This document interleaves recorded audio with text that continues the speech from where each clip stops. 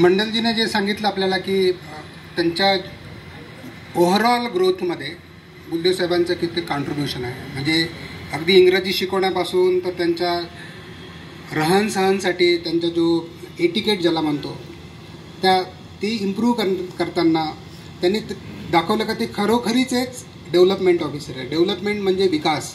तर त्यांनी विकास करून दिला त्यांच्याच नाही तर त्यांच्या प्रत्येक एजंटांचा.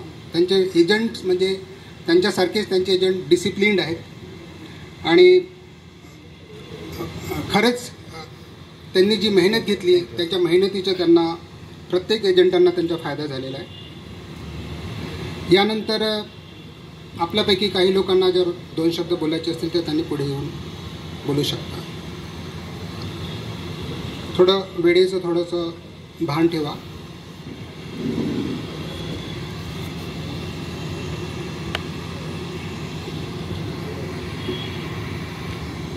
मंचावर उपस्थित आपल्या शाखेचे शाखा प्रबंधक बोरकर सर, सोबतच उपशाखा प्रबंधक अमोल सर आणि आम्हा सर्वांचे लाडके आदरणीय बुलदेव साहेब, सोबतच मॅडम आणि डॉक्टर जान्हवी यांच्या सर्वांचं स्वागत करते आणि आपल्या सर्वांना माझा स्नेहपूर्वक नमस्कार. खरं सांगावं तर सरांबद्दल सांगायचं तेवढं फारच कमी आणि शब्दही अपुरे पडतील त्यांची गाथा गायला. सर्वांनी येऊन जे रिपीट केलं ते पण मी पण इथेच रिपीट करणार. पण खरोखरच त्यांच्यासारखं व्यक्तिमत्व आयुष्यात बघायला मिळालं नाही आणि मिळणार पण नाही. त्यांनी जे काही आजपर्यंत आम्हाला दिलं त्याचं हे आम्हाला फळ आहे की आज आम्ही या एक प्रोग्रेस इथे आम्ही मिळवलेला आहे. घरामध्ये म्हणजे आम्ही तर एक LICची एक एजन्सी घेऊन इथपर्यंत आम्ही पोहोचलो, पण त्यांची ओळख घरातल्या मंडळीपर्यंत पोहोचलेली आहे. नुसतंच एजन्सी घेऊन इन्शुरन्स करणे हा एक पार्ट नाही, तर सर्व गुण संपन्न कसं व्यक्तिमत्व असावं यापासून त्यांनी आम्हाला एज्युकेशन दिलं.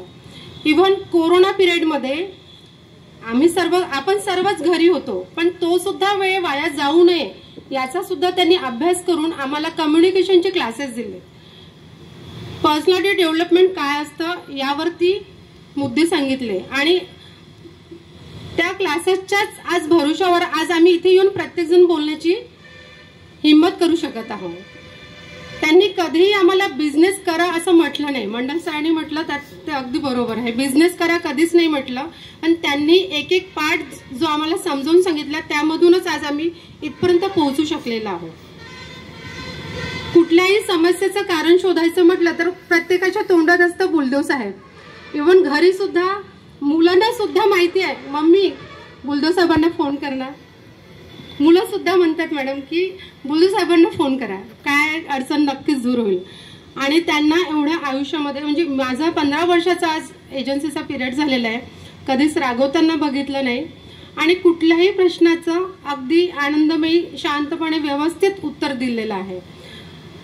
ऑफिसला आल्यानंतर सर टेबलावरती नसले तर असं वाटतं की मी आली कशाला ऑफिसला. म्हणजे त्यांच्या तोंडून जे काही शब्द निघतं ते खरंच काही ना काही शिकवून जातं. आपण म्हणतो की माणसाला येणारी ही वेळ आहे काही ना काही शिकवून जात असते. शिकायचं आपल्या हातात आहे, नाही शिकायचं पण आपल्या हातात आहे.